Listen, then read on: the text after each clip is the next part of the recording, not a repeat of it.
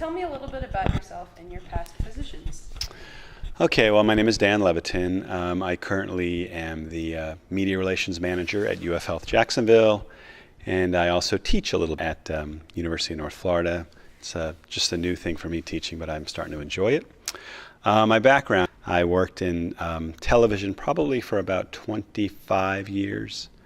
Various positions. I started out on the assignment desk in Miami at WPLG. I worked at WCIX at the time, which is now WFOR, which is a CBS O&O, owned and operated.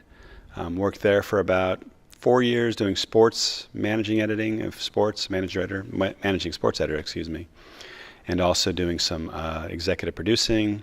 I worked at WPLG again, and then my wife went back to school, Gainesville and Tallahassee, so I moved around there. I actually worked for the state of Florida for a little while, doing public relations at the Fish and Game Commission.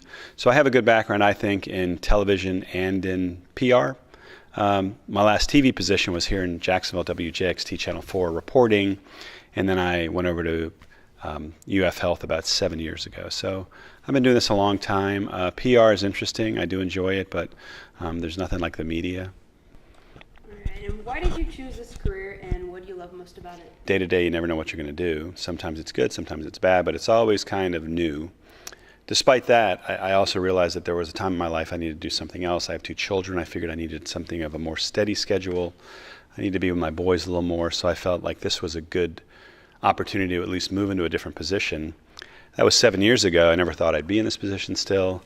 I'm glad I am, because it allows me to kind of work at a place where I believe in the mission and to use my background and I think my skills to help that company. How do you think that journalism has evolved since the introduction of social media? Oh, gosh. Can I say badly? However you want. I think if nothing else, it's certainly made it more challenging for people in the media. I think that's become more obvious over the last 2 years, let's say, and certainly the last 2 months. Not taking sides necessarily politically, but the current president's made it definitely a challenge to work with social media. It also makes you, it makes a reporter or a producer have to be on their feet more too, because there's no more. It used to be, I'll go prepare my story for the 6 o'clock news, and that's when it goes on the air. Now it's like if there's a breaking story at 11 a.m., that story is going on the internet right away. So you've got to be ready to put it on Facebook, put it on the web. You have to be ready to tweet it, even though I don't necessarily love Twitter. So yeah, it makes you have to actually work all the time. It's also an opportunity to be able to break stories without having to be there right that second. You can do it from your phone. You can do it from a computer. So it's definitely different. Describe how you handle deadlines, stress, and competing deadlines. Gosh, it's, I think you just do it. I think you have to have as far as a reporter, as a producer, it's different. Producer, you kind of anticipate, okay, I know by 4 o'clock I have to have my teases done, and by 5 o'clock I know I have to have the scripts written so the anchors can come on the set and read them and have enough time to do them, because there's a strict, hard deadline. With reporting, sometimes you're at the mercy of, the situation, what's happening in the field. If you arrive on the scene at 4:30 and you have to go live at 5, you kind of learn to handle the stress just by not trying to overdo things. I think that's important as a journalist.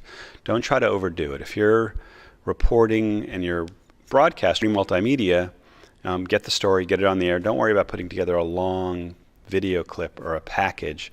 Just get the story on the air, get yourself on the air, get the information out. I think people get too stressed out and too worried about doing these award-winning stories when the most important thing is to get the information on the air. Have you ever covered a story that you felt strongly against, and if so, what did you do?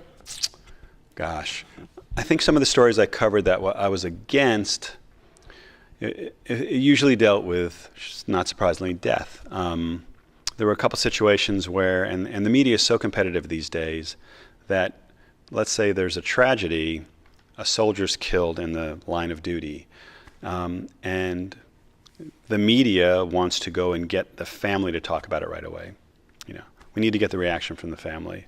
There have been situations when I was asked to go to a soldier's house or a tragedy victim's house. Let's say there's a car accident or a shooting, within hours to ask them their reaction to what's happened.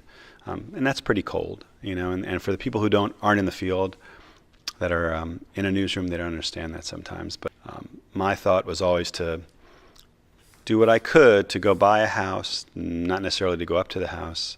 I found it easier if I'm dealing with a soldier to try to talk to the family without a camera at first and let them know we'd like to tell their loved one's story and let the community know what they did for the country.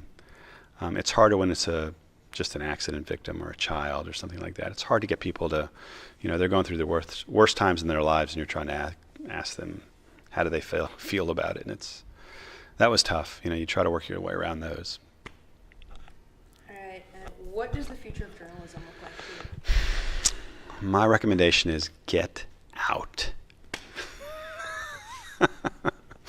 That's a joke. The future is basically you're going to have to be on your toes all the time, because if you would have said 10 years ago that social media has the impact it has now, people would have been like, I don't know about that. And in fact, when I was still in TV, Twitter was starting to become a big thing, and Facebook had just kind of become a big thing around then. And I was like rolling my eyes. I don't want to deal with this. People don't care. Who cares? And look at now, 7 years later, Twitter runs the world basically, and so does Facebook. So I think you just have to be willing to accept change. If it looks like something's changing, get out ahead of it. Be aggressive. Learn new technology, because in the end, you'll be the one that is the most valued in the field, and people will come looking for you.